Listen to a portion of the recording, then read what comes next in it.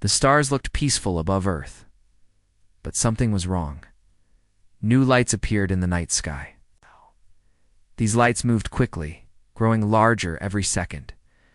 People around the world stopped and stared. These were not stars. These were ships. The Galactic Empire had come. For hundreds of years, the Empire ruled the galaxy. Many planets had tried to fight back. None had won. The Empire crushed every rebellion. They were fast, smart, and powerful. Now, Earth was next. They did not come to talk. They came to control. The Empire sent its best force, the Obsidian Legion. This group of elite soldiers had never lost a battle. Their black armor made them look like shadows. Their red eyes glowed. Through their helmets, they moved like machines. Fast, cold, perfect. The Empire thought Earth would fall in one day, Commander. Elias Ward stood on a small hill outside Denver. He watched the sky with sharp eyes. Dropships from the Empire were falling like rain. Elias was not a general. He did not wear shiny medals, but people trusted him. He spoke with truth, fought with heart. Behind him, people worked. A young girl cleaned an old hunting rifle. A farmer wired homemade explosives under a bridge. Two brothers dragged scrap metal to build a wall. They were not trained soldiers, but they were ready to fight. Elias turned to them and spoke. I think we will break. But we won't. We are not like other planets. We are human. In Chicago, an old radio station crackled to life. It sent out a simple message to the world. This is our home. Come and take it. The Obsidian Legion landed without a sound. Their ships opened, and black-armored soldiers marched out. They said only one thing: surrender or be erased. No one answered. Not with words. In Tokyo, they came through the streets like shadows. But Earth was waiting. Resistance fighters hid in tunnels. Homemade bombs exploded under their feet. Reprogrammed drones flew into enemy ranks. The humans fought with what they had. They fought with everything. The Empire's soldiers were perfect on paper. But they had never fought people like this. People who refused to give up. People who used anything as a weapon. People who never stopped. 10 cities fell on the first day, but 5 cities held out. And one city, Oslo, did more than survive. It pushed the Empire back. Commander Elias listened to the reports. His face was calm. His eyes were sharp. They came to end us, he said, but they only made us stronger. Out. Around the world, people joined together. Engineers hacked into power grids to make traps. Mechanics turned trucks into armored cars. Children passed messages. Old men guarded water supplies. Everyone had a job. No one stood back. In the forests of Canada, soldiers hid in snow. They used ice to mask heat from enemy scanners. In the deserts of Africa, fighters dug deep into sand, waiting to rise at the right time. In the oceans, submarines waited with torpedoes ready. The Empire began to notice something strange. Their perfect plans were not working. Their elite soldiers were getting tired. They had to sleep, eat, heal. But the humans kept coming. On the second day, the Empire changed their plan. They brought more soldiers, bigger machines, louder threats. Elias met with his team. They believe we fight with weapons, he said. We fight with something stronger, with heart, with each other. The Empire sent a message to the galaxy: Earth is resisting. We will crush them soon.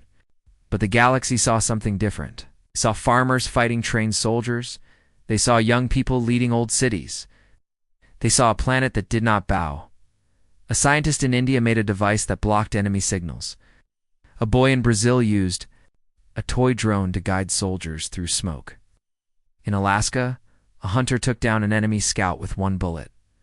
The Obsidian Legion was perfect, but perfection could not stop what they faced now. Humanity was not perfect, but it was united by the end. Of the third day, the Empire had lost something it never lost before: fearlessness. Some of their soldiers hesitated. Some took too long to shoot, while some looked at the sky and thought, what if we lose? Commander Elias stood on his hill again. The sky was full of smoke. Fires burned in the distance. But the people around him were still working. still fighting. Wanted to scare us, Elias said, but now they know. You're not afraid.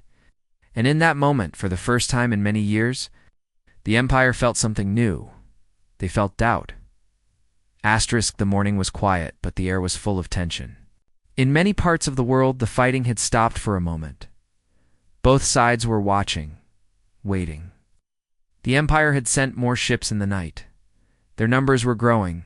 Their machines stood tall over broken cities. But something had changed. The Empire's soldiers were not walking with the same pride. They had seen that humans did not run. In a small village in France, the people were rebuilding. The Empire had taken the village on the first day, but the soldiers had left when the humans returned in force. The people worked together, fixing walls, sharing food, and looking to the sky with strong eyes. A young woman named Leela moved fast between the damaged houses. She carried messages from one group to another. She was not a soldier, but she was brave. She had seen the Empire soldiers before. They had marched into her home like kings. But when her father stood with a rifle, they hesitated. When the village came out together, they retreated. That memory stayed with her. In the jungles of South America, the Empire sent scouts to search for hidden camps. They found nothing. The humans had covered their paths with leaves and mud. They used birds to send signals. They knew the land. Empire did not. One scout unit disappeared, then another. Fear started to grow. Commander Elias was moving across the states in a hidden transport. He met with local leaders, passed on battle plans, and kept hope alive. He did not smile often, but his words were calm and strong. In a bunker under the Rocky Mountains, he spoke to a group of young fighters. "No, you are not just fighting for your homes," he said. "You are fighting for the future. Your children, for the voice of Earth. They want to silence us, but we will make them hear us." The group nodded. Some were only 16, but none of them stepped back. In Africa, a great trap was set. The Empire believed a base was hidden in the Sahara. They sent a large force to destroy it, but there was no base, only empty land, until the sand exploded. Hidden mines, deep trenches, and surprise attacks from underground. The Empire lost a full company that day. News traveled fast. Across space, other worlds listened. They had all bowed to the Empire long ago, but now they watched Earth with wide eyes, a small planet. Weak in weapons, but strong in something else. The Obsidian Legion was angry. Their leaders blamed each other. They changed tactics. They marched through cities with fire. They took people, hoping to scare others into silence. But fear did not grow. Rage did. In a ruined school in India, children wrote messages on walls. "We will not kneel. We are Earth. We remember." The soldiers saw these words and grew cold. No matter how many humans they fought, more came, and the new ones were smarter, quicker, more ready. The Empire had numbers, but humans had something more dangerous. They learned fast, a group of engineers. In Poland, built a machine from broken ship parts. It made a field that blocked enemy scanners. The Empire walked right past hiding camps, never knowing. In China, a group of grandmothers made nets that caught enemy drones. They used wires, cloth, and old tools. One by one, the drones fell. In space, the Empire's commanders started to question the war. Why was Earth not broken yet? Why did their perfect soldiers return with wounds and empty eyes? One commander said. "They do not fear us. That is their power." Back on Earth, Elias stood in a forest clearing. He looked at a map. Cities lost, cities held, cities fighting back. He saw a pattern. The Empire moved like a machine, straight lines, clear steps. But humans were wild, unpredictable. He pointed at a spot on the map. "Here we strike next." It was a supply route, not a city, not a base, but a line that fed the Empire's power. They could cut it. The enemy would feel pain. The plan moved fast. In the dark, humans came together. Fighters on bikes, others in old cars. Some walked, silent, focused. They reached the route before sunrise. The battle was quick and sharp. The Empire fought back hard, but the humans used the shadows. They used sound and speed. Explosions lit the sky. When the dust cleared, the route was gone. Supply lines cut, machines stood still. The Empire felt it. That night, Elias sent one message to the world. They sent their best, but we are better, not in strength, but in soul. They do not know us, but they will, from far away.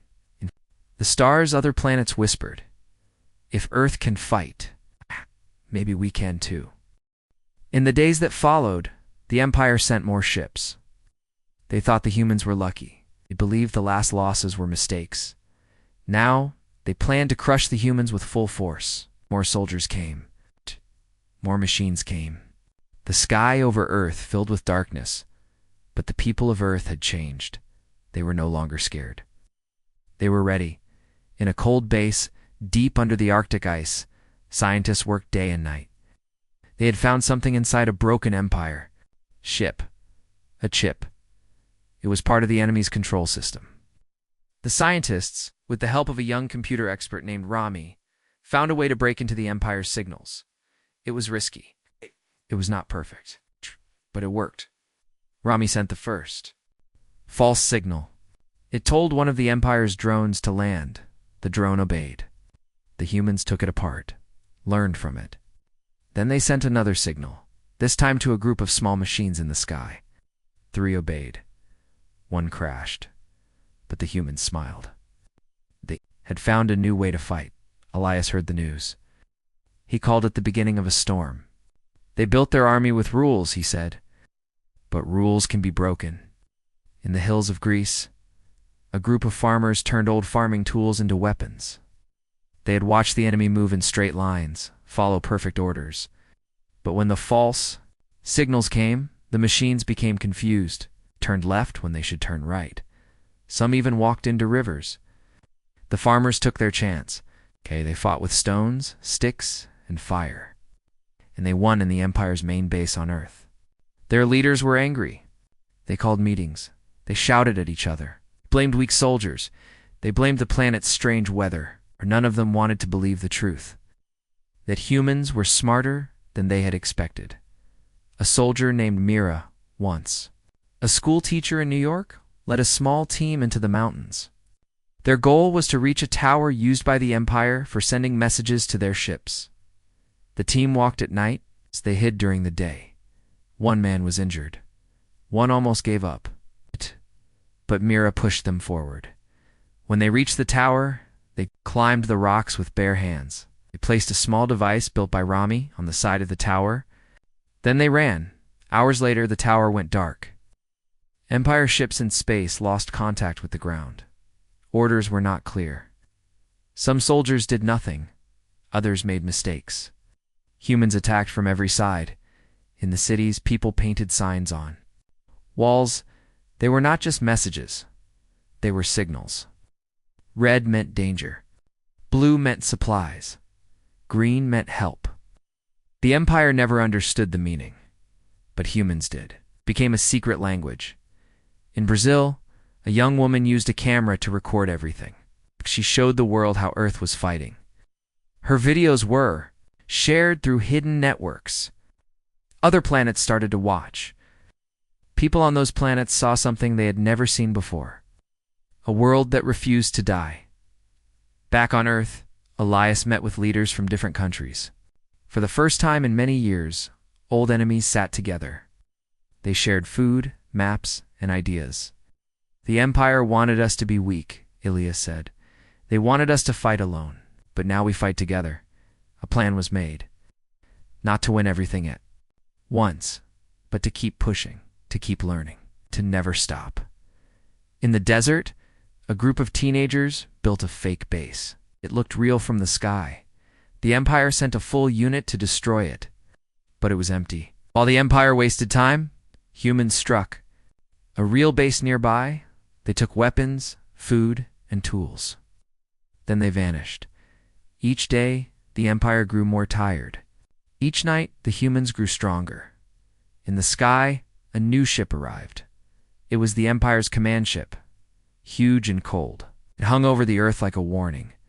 From inside a voice spoke. You will not win. We are the Empire. We do not lose. Elias looked up at the ship. He did not speak back. Instead, he looked around at the people beside him. Old, young, rich, poor. They were all the same now. Fighters. He picked up a piece of broken metal. It came from a crashed enemy drone. He held it high. Let them talk, he said. We will answer with actions. And so, Earth kept fighting. Not with perfect weapons, but with heart, mind, and courage. The Empire had brought their best, but humans had something better. It's the will to survive. The storm had begun. Asterix rain fell over the ruined city of Berlin. Streets were quiet, but under the silence, something was moving. People hid behind broken cars, inside old buildings, and under pieces of metal. They waited, listened, and watched. The Empire's patrols walked through the city without fear. They believed Earth was weak. They still believed humans would break. But something was different now. Humans had learned the enemy's steps. They knew how the machines moved. They knew how the soldiers thought. Now, they were not only defending, they were hunting. In the dark corners of the city, Elias led a small team through narrow alleys. His face was hard, eyes focused. With him were Mira, Rami, and two others. Each of them carried tools, not just weapons. They had come to take down an Empire generator hidden in the city's center. That generator gave power to the machines that watched the skies. If it went down, Earth could move more freely. They moved. Without sound, they used shadows and silence. At one corner, a metal spider drone passed by. The team froze. Rami held his breath.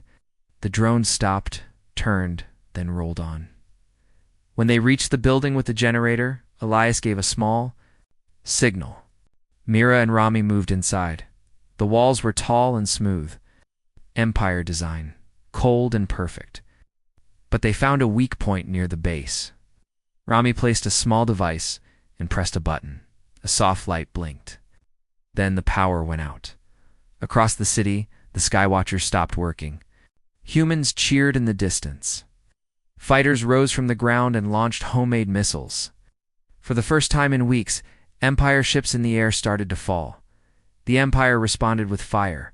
Buildings shook, roads cracked. But the humans did not run. They moved through secret paths. They fought from below, from above, from behind, in the middle of the chaos. A group of children carried supplies through underground tunnels. One of them, a boy named Luca, had lost his family on the first day. Now he helped others. He knew every turn of the tunnels, guided fighters and medics like a soldier. He was only 12. Above ground, the enemy was confused, without power. Their systems failed. They could not call for help. They could not track movements. They were strong, but blind. On the coast of Australia, a team of divers attacked an Empire base built in the sea. They used tools made from old ships and fishing gear. They moved underwater like shadows. One by one, they placed charges on the base's supports, and they swam back. The explosion was felt miles away. The base fell into the ocean. Empire ships rushed to the spot, but found nothing but water and smoke. In space, the Empire's leaders argued. Their plan was not working. They had used their best soldiers, their most powerful machines. Still, the humans were fighting. Still, the humans were winning. One leader asked, "What do they have that we do not?" Another answered, "They have something we forgot long ago. They care." Back on Earth, Elias and his team returned to their camp, tired but alive. People greeted them with quiet respect. No one shouted, no one danced, but their eyes showed hope. Elias sat near a small fire. Mira handed him water. Rami rested nearby, holding a broken piece of the enemy generator. He was already thinking of what to build next. A message came through the radio. It was from a group in Canada. They had saved a town. Without firing a shot, they used sound and mirrors to confuse the enemy. Soldiers walked in circles until they were caught. Elias smiled. "Every mind is a weapon," he said. News spread fast. The people of Earth were doing more than surviving. They were changing the War. Other planets watched. On one small moon, a group of miners refused to send more supplies to the Empire. On another, a group of teachers began to speak against the war. The Empire felt the shift. For the first time, they were not feared. They were questioned. In Africa, a group of elders led a march through a captured town. They wore white cloth and carried no weapons. The Empire soldiers aimed their guns, but the elders kept walking. The soldiers did not shoot. They stepped back. One even dropped his gun. It was not a battle of machines anymore. It was a battle of hearts. That night, Elias looked at the stars. He remembered the first day when the sky was full of ships. Now it was full of smoke and fire, but also of hope. They thought we would bow, he said, but we rise. And across the earth, from broken cities to silent forests, the people stood a little taller. They knew the fight was not over, but they also knew this. The Empire could be hurt, and that made all the difference. The wind moved gently over the fields outside Moscow. Snow had just started to fall, covering the ground in quiet white. But the silence was only on the surface. Beneath it, plans were being made. The humans were ready to strike again. Commander? Elias stood in an old barn, looking at a large map on the wall. Around him were fighters from many places. Some had traveled for days to be there. Some had never held a weapon before the war. But now they stood side by side. A red line on the map marked a location in space, just beyond Mars. The Empire had built a command node there. It sent orders to their ground units. It connected their machines, soldiers, and ships. If that node could be destroyed, the Empire would lose control over many of their forces on Earth. The mission was dangerous, almost impossible. But Elias knew it had to be done. He chose a small team. Mira, Rami, and 3 others. They would use a stolen Empire shuttle, reprogrammed by human hands. It would carry them through space unseen. As the team prepared, people gathered to say goodbye. There were no long speeches. It's only quiet words and strong hugs. Luca, the boy from the tunnels, gave Mira a small toy soldier. For luck, he said. The shuttle left Earth under cover of night. No lights, no signals, just silence. Inside, the team sat close, watching screens and checking systems. Rami guided the ship with careful hands. Mira watched the stars. When they reached Mars, the command node came into view. It was large, floating above the red planet like a black eye. Lights blinked across its surface. Enemy ships circled nearby. "We have one shot," Elias said. They waited for the right moment. Then they moved. The shuttle approached the node slowly. The enemy ships did not react. The stolen code still worked. Humans held their breath. Inside the node, machines worked without pause. Commands flowed across metal lines. The Empire believed no one could reach this place. The team entered through a small port. Inside, the walls were smooth and cold. Rami pulled out a device. It would break the connection between the node and the ships, but it had to be placed at the core. They moved fast. Every hallway looked the same. Every door was silent. Then an alarm rang out. The code had failed. The Empire knew. "Run, Elias," said. The team rushed forward. Behind them, doors closed. Lights turned red. Robots dropped from the ceiling. Mira fired her weapon. Rami jumped over a fallen bot. They reached the core room. Elias placed the device. It beeped once, then twice. "Done," Rami said. Now they had to escape. They ran back the way they came. But guards blocked the path. Mira threw a flash bomb. The team broke through. One man fell, but he pushed the others forward. The shuttle was still there. Rami started it fast. As the ship moved away, the node behind them shook. Sparks flew from its sides. The lights blinked, then stopped. On Earth, the change was seen at once. Empire machines stopped moving. Orders stopped flowing. Soldiers looked confused. In that moment, the humans attacked. In Asia, groups of fighters rose from forests. In Europe, tunnels opened and troops poured out. In America, Old ships in hiding moved to the sky. It was Earth's largest counterattack. The Empire tried to answer, but without the node, their army was broken. Some soldiers dropped their weapons. Others ran. The perfect order of the Empire turned into chaos. Elias and his team returned to Earth. They were tired, hurt, but alive. People cheered as they landed. For the first time since the war began, the humans saw the enemy step back. In a small town, Lila listened to the news on a radio. She cried and laughed at the same time. The people around her hugged. They knew the war was not over. But they also knew this was the moment the tide had turned. On other planets, more voices rose. Some small groups refused to send supplies to the Empire. A few brave people spoke in the open, telling others what Earth had done. In space, the Empire's leaders held a meeting. One asked, "Is Earth still weak?" No one answered. Back at the mountain base, Elias stood outside. The stars above were bright and clear. Mira joined him, quiet. "They will come again," she said. "Yes," Elias said, "but now they know. We are not easy to break." The war continued. But something had changed. Earth had struck a deep wound. The people were stronger. The enemy was weaker. And the galaxy was watching. Asterisk smoke rose from the cities the Empire once controlled. What was once full of fear now stood with fire and pride. The fall of the command node had shaken the Empire across the galaxy. Their elite soldiers no longer moved like shadows. They moved like men with questions. In a valley near Cairo, human fighters marched through what had been an enemy stronghold. Flags were raised not of nations, but of Earth. The message was clear. Humanity was still here. They were not finished. Commander Elias walked beside a group of old fighters and young dreamers.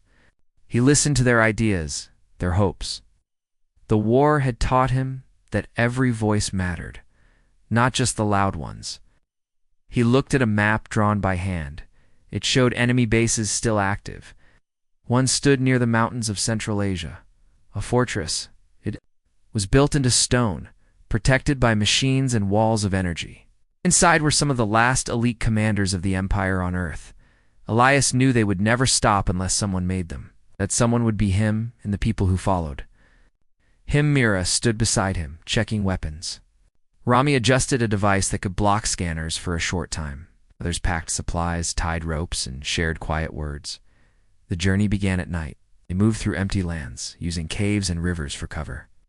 They crossed cold mountains and broken bridges. Every step was a risk.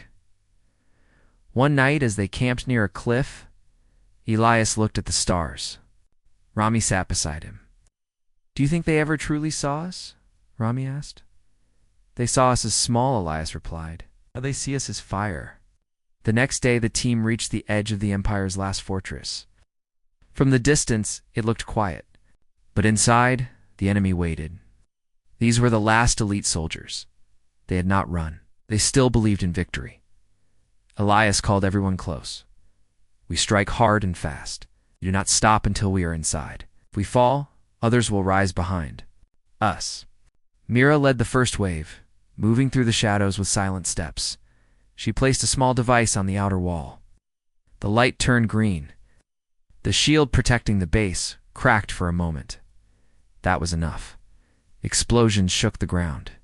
Fighters rushed forward. The Empire fired back, their weapons bright and loud. But the humans kept coming. Inside the base, the enemy held strong.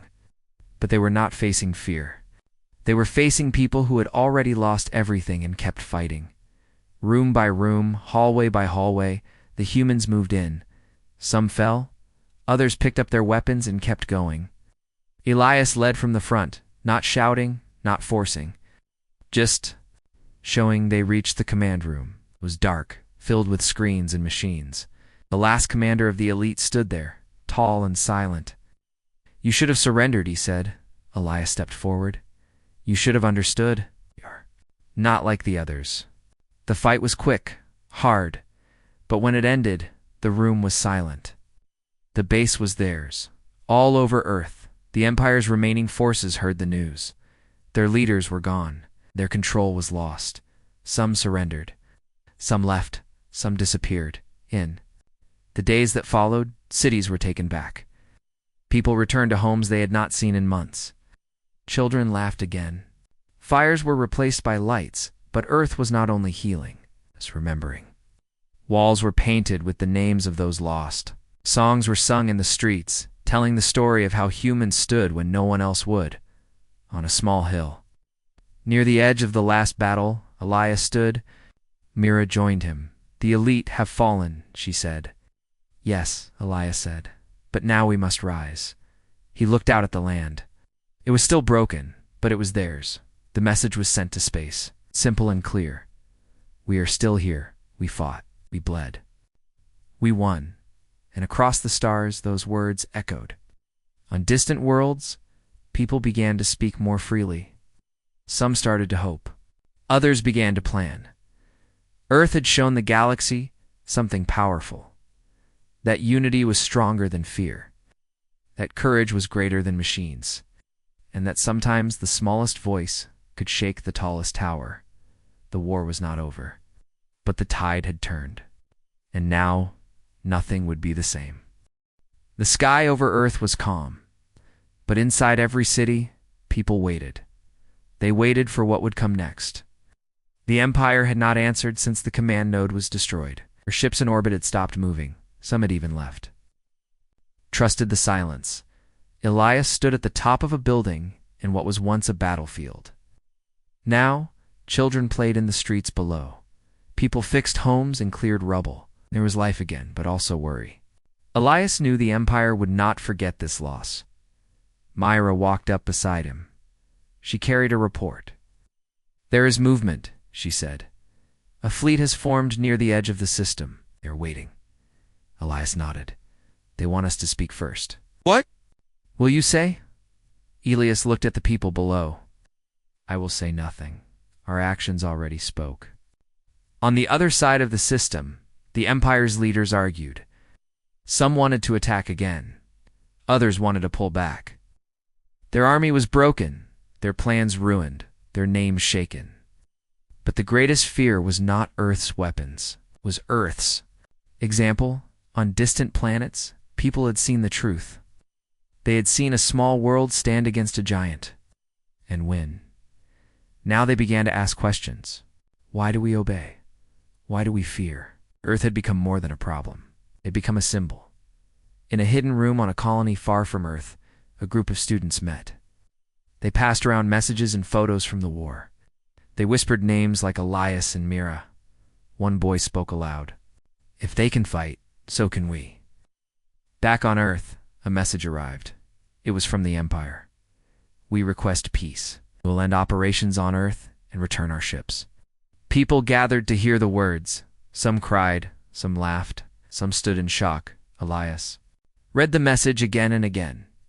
He did not cheer. He looked at Mira. "Do you believe them?" "No," she said. "But it does not matter. What matters is that they had to say it." The war had changed everyone. Luca, the boy from the tunnels, now helped rebuild homes.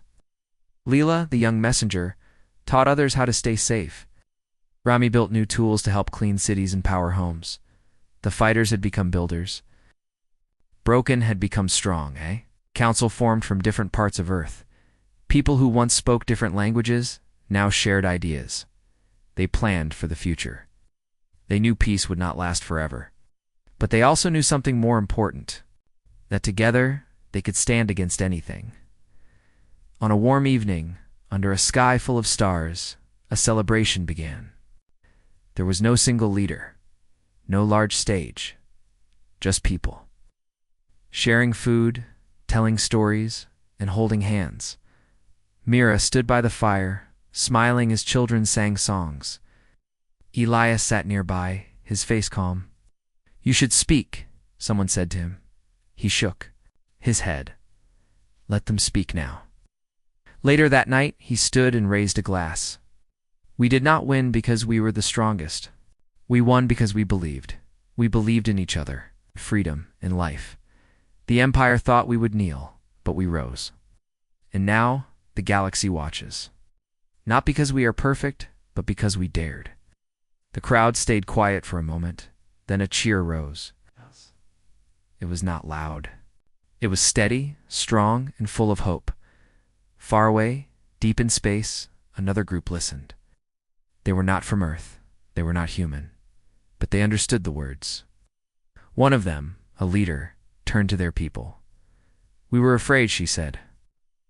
"Earth showed us courage. Now we must choose. Will we live in fear, or will we rise?" The answer came not with words, but with action. Lights across the planet began to turn off. The signal of a new rebellion.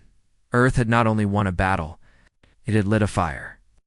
A fire that would spread. Elias watched the stars one last time that night. He saw the same sky he had seen before the war. But now it felt different. He turned. "To Mira, they will come again. Others too, yes," she said. "But next time, we will not be alone." The story of Earth had just begun. A story not of machines or guns, but of heart. Of people who stood when they had every reason to fall. Of a world that refused to be forgotten. And so, the stars above Earth began to carry a new message. Humanity was not just still here. Humanity had risen, and the galaxy would never forget it.